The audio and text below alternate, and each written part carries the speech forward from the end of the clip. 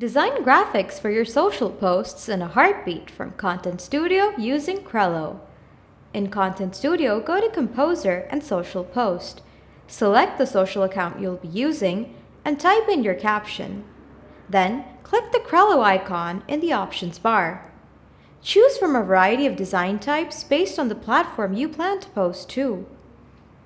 In the left column, you can search for relevant templates from the search bar or use existing ones. You can also upload your own images. Crello lets you add existing photos to your posts and edit them as well. You can add videos and trim them according to your preference. Add animations for some fun action in your posts, and even add objects like stickers to make your posts pop.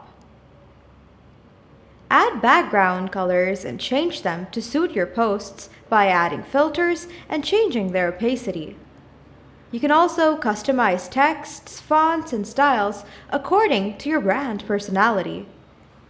When you're done, you can click Publish in the top right corner. Now you can set your publishing date and post away.